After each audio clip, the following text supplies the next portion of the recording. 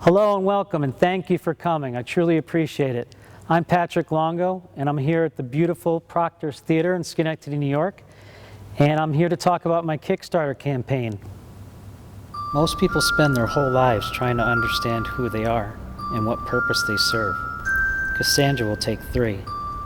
Cassandra's story starts in Troy during the Trojan War. Beautiful and youthful, she attracted the affections of many men, including Apollo, the Greek god of healing, music, and prophecy. He comes to her ready to make a wager. If Cassandra gives herself to him, he will grant her the gift of prophecy. She's fascinated by the possibilities. When Apollo grants her wish, she realizes her mistake. And when it's her turn to live up to her side of the bargain, she shuns him. Apollo is furious. He curses her. She will keep her prophetic powers, but no one will ever believe a word of it. Her family, friends, and fellow citizens of Troy will view her as nothing more than a raving lunatic, a mad woman. But Cassandra is given one saving grace.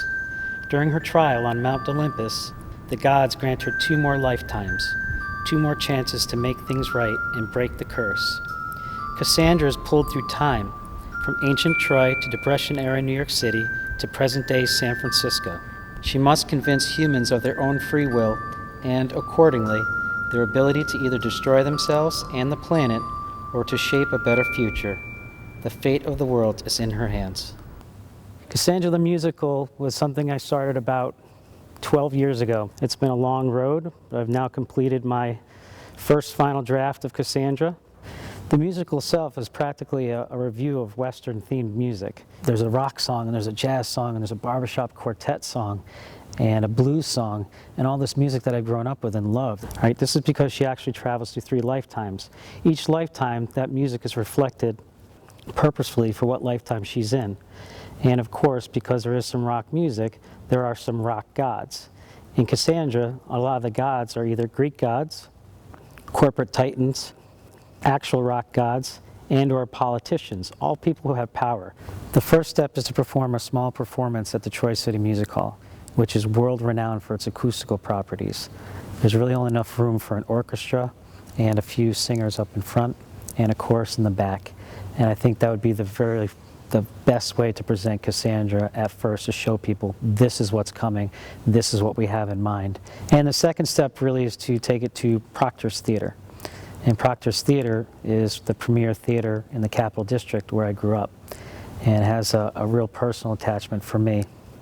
And it's just a beautiful theater. It has the space, it has the capacity, and it really has what Cassandra needs to open up and have that space and be big and loud and joyous and sad and dramatic, you know, all the things that it has. Cassandra the Musical really is something that I would like to see on Broadway. I think it's big, and anybody could say certain musicals or certain plays really have to play in a certain theater. And yes, we're starting small, but I think it needs to get in the biggest place possible. So when really I got the most inspiration was when my son was born, and I was actually taking care of him during the day. And it took me the whole day, just in chunks of 5 minutes, to entertain him. 5 minutes here, 5 minutes there, 5 minutes there. And I would get about 10 minutes when he'd take a nap. And I was at a place, my sister's house, where they had a piano. And I would take those nap times to go and just start to kind of write.